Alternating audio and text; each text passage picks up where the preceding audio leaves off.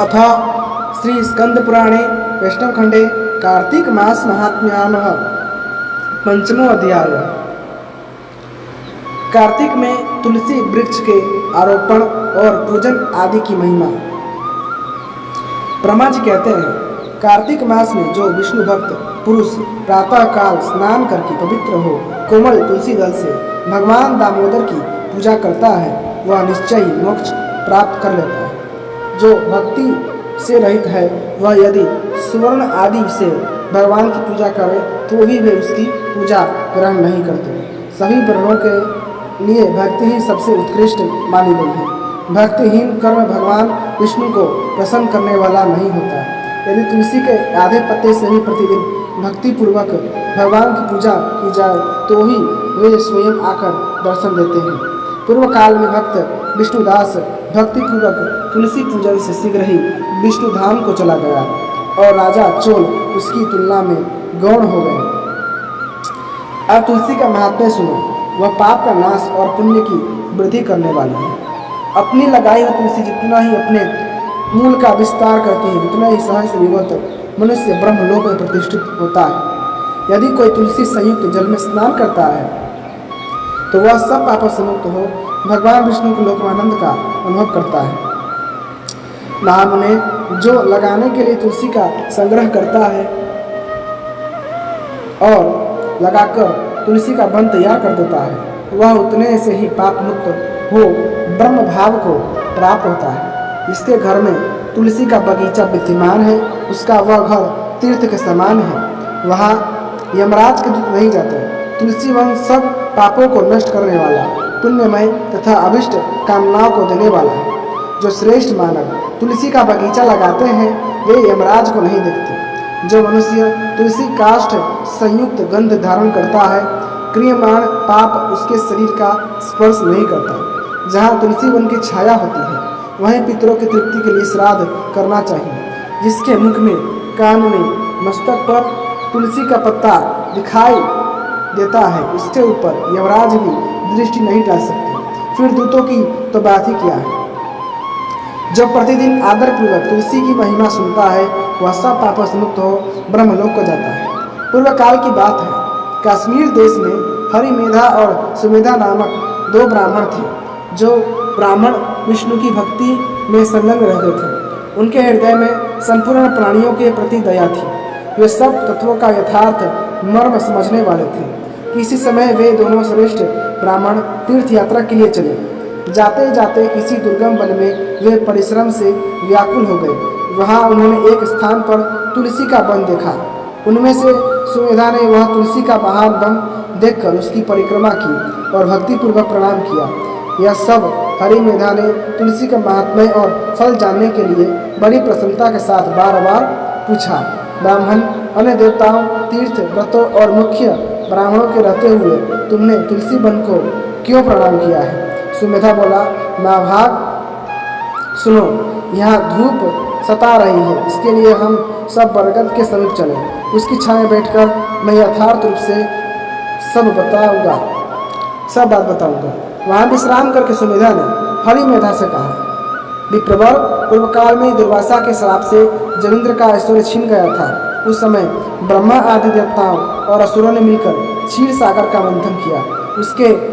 उससे ऐरावत, हाथी, कल्प वृक्ष, चंद्रमा, लक्ष्मी, उच्चय, श्रवा, घोड़ा, कौस्तुभमणि तथा धन्वंतरी रूप भगवान श्री हरि और दिव्य औषधियाँ प्रकट हुई। तदंतर अजरता और अमरता प्रदान करने वाले उस अमृत कलश को दोनों हाथों में लिए हुए श्री विष्णु बड़े हर्ष को प्राप्त हुए। उनके नेत्रों से आनंदाश्रु की कुछ बूंदें उस अमृत के ऊपर गिरी। उनसे तत्काल ही मंडलाकार तुलसी उत्पन्न हुई। इस प्रकार वहाँ प्रकट हुई लक्ष्मी तथा तुलसी को ब्रह्मा आदि देवताओं ने श्री हरि की सेवा में समर्पित किया और भगवान ने उन्हें ग्रहण किया। तो तब से तुलसी जी जगदीश्वर भगवान श्री विष्णु की अत्यंत प्रिय करने वाली हो गई। संपूर्ण देवता भगवत प्रिया तुलसी की श्री विष्णु के समान ही पूजा करते हैं। भगवान नारायण संसार के रक्षक हैं और तुलसी उनकी प्रियतमा है, इसलिए मैंने उन्हें प्रणाम किया है। सुमेधा इस प्रकार कह ही रहे थे कि सूर्य के समान अत्यंत तेजस्वी एक विशाल विमान उनके निकट ही दिखाई दिया। उन दोनों के आगे ही वह बरगद का वृक्ष गिर पड़ा और उससे दो दिव्य पुरुष निकले जो अपने तेज से सूर्य के समान संपूर्ण दिशाओं को प्रकाशित कर रहे थे। उन दोनों ने हरिमेधा और सुमेधा को प्रणाम किया। उन्हें देखकर वे दोनों ब्राह्मण भय से विह्वल हो गए और आश्चर्यचकित होकर बोले, आप दोनों कौन हैं? देवताओं का समान आपका सर्वमंगलमय स्वरूप है। आप नूतन मंजरा की माला धारण किए हुए देवता प्रतीत हो रहे हैं। उन दोनों के इस प्रकार पूछने पर वृक्ष से निकले हुए पुरुष बोले, विप्रवरों, आप दोनों ही हमारे माता पिता और गुरु हैं, बंधु आदि भी आप ही दोनों हैं। इतना कहकर उनमें से जो ज्येष्ठ था वह बोला, मेरा नाम आस्तिक है, मैं देवलोक का निवासी हूँ। एक दिन मैं नंदन वन में एक पर्वत पर क्रीड़ा करने के लिए गया। वहाँ देवांगनाओं ने मेरे साथ इच्छानुसार विहार किया। उस समय युवतियों के मोती और बेला के हार तपस्या करते हुए लोमस मुनि के ऊपर गिर पड़े। वह सब देखकर मुनि को बड़ा क्रोध हुआ। उन्होंने सोचा, स्त्रियां तो परतंत्र होती हैं, अतः यह उनका अपराध नहीं है। यह दुराचारी आस्तिक ही श्राप पाने योग्य है। ऐसा निश्चय करके उन्होंने मुझे श्राप दिया। अरे तू ब्रह्म राक्षस होकर बरगद के वृक्ष पर निवास कर। फिर मैंने विनय पूर्वक जब उन्हें प्रसन्न किया तब उन्होंने इस श्राप से मुक्त होने की विधि भी निश्चय कर दी। जब तू किसी ब्राह्मण के मुख से भगवान विष्णु का नाम और तुलसी दल की महिमा सुनेगा तब तत्काल तुझे उत्तम मोक्ष प्राप्त होगा। इस प्रकार मुनि का श्राप पाकर मैं चिरकाल से अत्यंत दुखी हो इस बट वृक्ष पर निवास करता था। आज दैववश आप दोनों के दर्शन से मुझे निश्चय ही ब्राह्मण के श्राप से छुटकारा मिल गया। अब मेरे इस दूसरे साथी की कथा सुनिए। यह पहले एक श्रेष्ठ मुनि थे और सदा गुरु की सेवा में ही लगे रहते थे।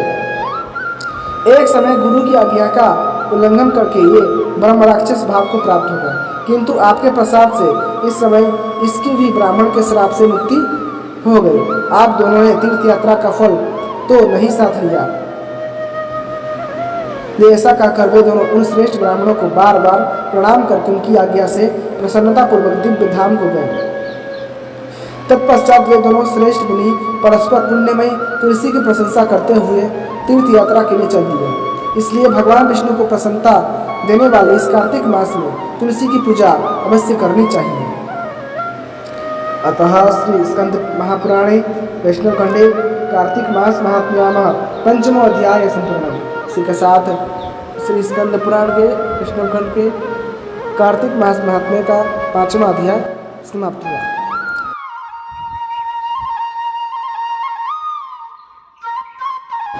अब हम भगवती तुलसी की स्तुति सुनते हैं।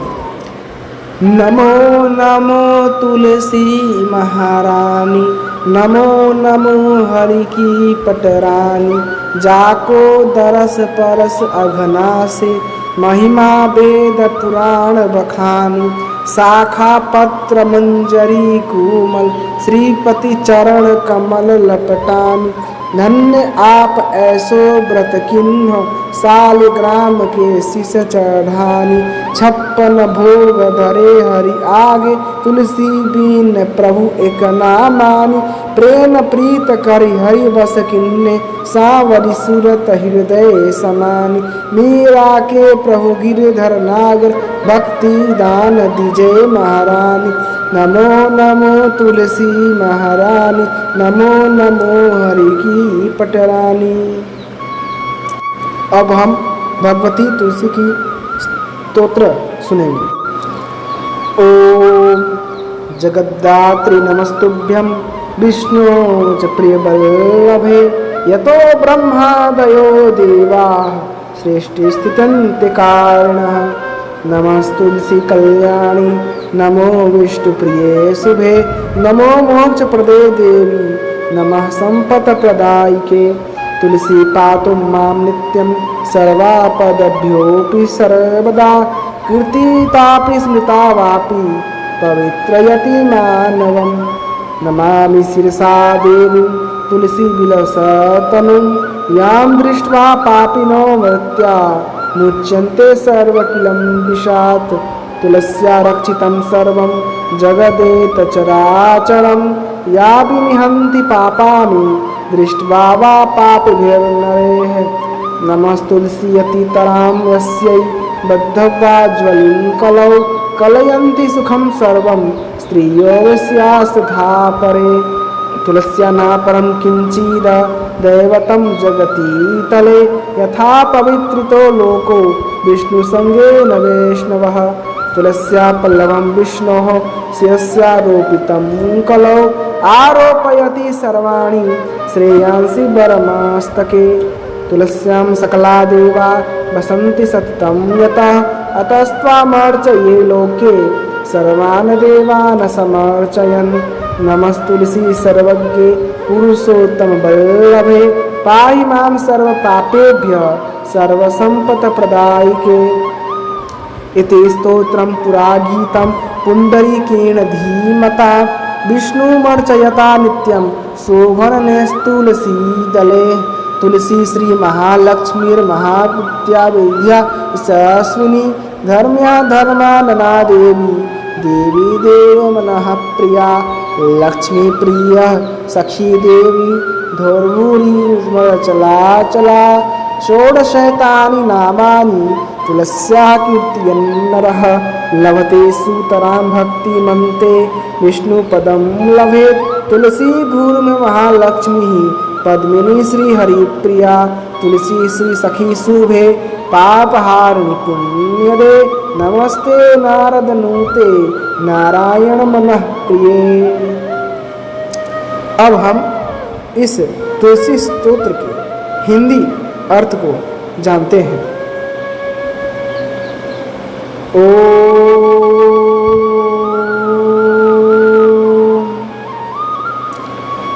नमः तुलसी देव्याय भगवती तुलसी की सदा जय। तो अर्थ कुछ इस प्रकार से है। हे जगत जननी, हे भगवान विष्णु की परम प्रिय, मैं आपको नमस्कार करता हूँ। उन्हीं से ब्रह्मा तथा अन्य देवता सृष्टि पालन तथा संहार के कारण है। भगवान विष्णु की प्रिय शुभ तुलसी आपको नमस्कार है। हे मुक्ति प्रदान करने वाली देवी, हे धन प्रदान करने वाली देवी, मैं तुम्हें नमस्कार करता हूँ। तुलसी का वृक्ष सदैव सभी विपत्तियों से मेरी रक्षा करे, चाहे इसका वर्णन किया जाए या स्मरण किया जाए, यह मनुष्य को शुद्ध कर देता है। मैं देवी तुलसी को सिर झुकाता हूँ, जिनका शरीर बहुत सुंदर है। उसके दर्शन से पापी प्राणी भी सभी पापों से मुक्त हो जाते हैं। समस्त चराचर जगत अचर अचर तुलसी के वृक्ष द्वारा सुरक्षित है। वह जो पापियों को देखकर या देखकर पापों का नाश करती है। मैं भाग्य की देवी को सदर प्रणाम करता हूँ, जिनकी हथेलियाँ कलयुग में अत्यधिक महान हैं। स्त्रियाँ वैश्याँ तथा अन्य सभी सुख भोगते हैं। कलयुग में तुलसी के पेड़ का एक पत्ता भगवान विष्णु के सिर पर रखा गया था। वह सभी शुभ वस्तुओं को वरदान के सिर पर रख देता है, क्योंकि सभी देवता सदैव तुलसी के वृक्ष में निवास करते हैं। अतः मनुष्य को इस संसार में सभी देवताओं की पूजा करते हुए उसकी पूजा करनी चाहिए। तुलसी जो सब कुछ जानती है और भगवान को प्रिय है, आपको नमस्कार है। हे समस्त संपत्तियों के दाता, समस्त पापों से मेरी रक्षा करो। यह स्तोत्र पूर्व काल में बुद्धिमान पुंडरीक द्वारा गाया गया था। प्रतिदिन सुंदर तुलसी के पत्तों से भगवान विष्णु की पूजा करें। तुलसी भाग्य की देवी, भाग्य की महान देवी है। वह धर्मात्मा और धर्ममय मुख वाली है तथा देवी देवताओं के मन को प्रिय है। देवी लक्ष्मी उनकी प्रिय मित्र ने स्वर्ग और पृथ्वी को हिलाया। जो मनुष्य तुलसी के इन 16 नामों का जप करता है, जो व्यक्ति सर्वोच्च भक्ति प्रदान कर लेता है, वह अंत में भगवान विष्णु का धाम प्राप्त करता है। भगवान हरि को प्रिय तुलसी भूमि महालक्ष्मी पद्मिनी थी। हे तुलसी, भाग्य की देवी की सखी, शुभ पापों का नाश करने वाली और पवित्र नारद के अनुयायी, नारायण के मन के प्रिय, आपको नमस्कार है। इति श्री श्री पुंडरीकृतम तुलसी स्तोत्रम संपूर्णम। यह श्री पुंडरीक द्वारा रचित संपूर्ण तुलसी स्तोत्र है जो संपूर्ण हुआ। यदि आपको भगवान श्री हरि विष्णु की यह कार्तिक मास की दिव्य कथाएं पसंद आती हैं, भगवती तुलसी के स्तोत्र पसंद आते हैं, तो कृपा करके वीडियो को लाइक करें, चैनल को सब्सक्राइब करें और अपने दोस्तों के साथ इसे अवश्य शेयर कीजिएगा। धन्यवाद। जय श्रीमन नारायण। जय भगवती तुलसी।